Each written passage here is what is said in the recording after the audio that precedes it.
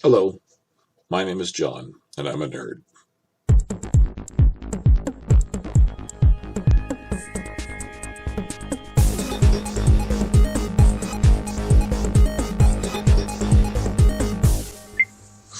In this video, I'm going to conclude my comparison between old and new Canuck.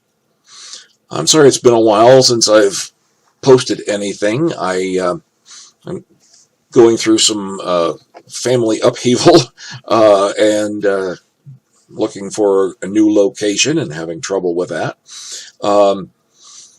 So I probably won't be doing things terribly regularly. I've just gotten started on my channel. I was hoping to do things more regularly, and hopefully in the future I will be able to. But at this point, I'm just doing it when I can handle it, or I'm not stuck doing something else. Hello, this is your awesome Canuck Grandpa here. A couple things I want to mention. One, first of all, that nickname that I created, only one of those words is actually accurate. It's not the awesome one, and it's not the grandpa one. I'm Canuck. I was born in Canada. The grandpa thing is just a reference to all the gray hairs.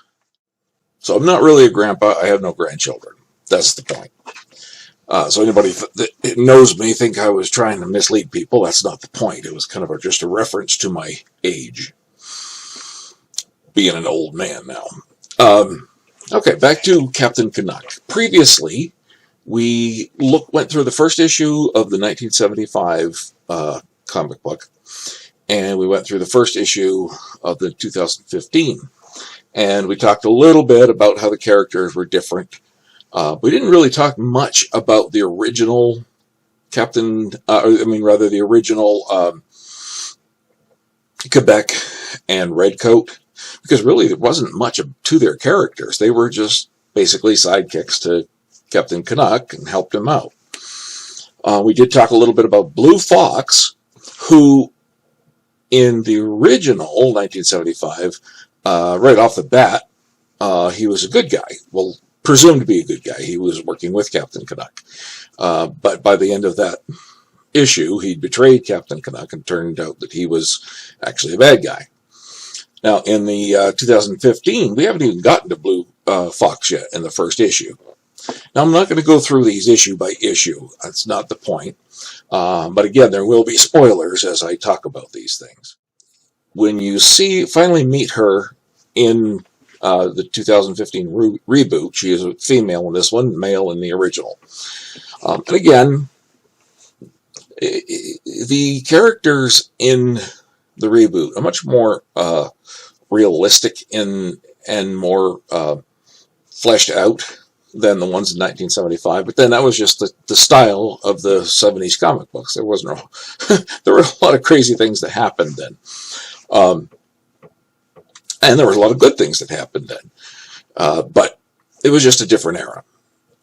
So when we finally meet Blue Fox, she is right off the bat a villain. We don't have any inkling that she might be a good guy at all, because she's not. She's pretty much out there for her, out for hire, basically. She's a mercenary. In issue number 2 of the 2015 Captain Canuck, there's a character introduced who calls herself Ensign Tamara Canning. And she infiltrates Equilibrium, which is Michael Evans' company that he created, and does some possibly untoward things. And it's possible that that might actually be, in reality, Blue Fox. And I won't get into that too much, but there's that possibility. We have 2 Blue Foxes, the original being a traitor, and the new version being an infiltrator. So there's, still some similarities there, but different. I mentioned before in the previous issue about the polar bear fight. Now, there's a polar bear fight in a later issue of Captain Canuck, which kind of gives tribute to that. There's a snowmobile crash, and he faces off with the polar bear. Other situations are different, but that happens. And it happens to be where he first discovers his ability to manifest the red shielding and red costume that it comes out all red to begin with, and then he learns other things affect that, so he can actually do designs and so forth. So, but originally it just manifests as a red sheath over his skin, basically, that protects him. There's a similarity. Now we're going to get deeply into spoiler territory. When Chapter House started this reboot, they started calling it seasons, and after about a year or two of them doing it, they started calling them seasons, and there was 4 issues per season. We finally get into this invasion arc, which is also something. There was an invasion that happened in the original Captain Canuck, which was toward the end of its run. It began in issue number 10. No, I'm sorry, 11. And there's an alien named Nero Ka who is leading this invasion. And Captain Canuck goes up to their base to try and stop them. He attacks Nero Ka, and as the space station is about to be destroyed, Captain Canuck and Nero Ka, somehow some device that they had on their ship is a time machine, and it sends them back in time. In Thomas Evans' own words, he's taken back 1,000 years, and there's a landing of Vikings on the Canadian shore. But back on Earth, in that 90s setting, they all believe he's dead and that he's been killed. But no, he's been transported to a different time. In the invasion arc that the reboot did, it wasn't a time machine. He was, again, on the base ship and fighting the main alien. But he gets thrown into a different,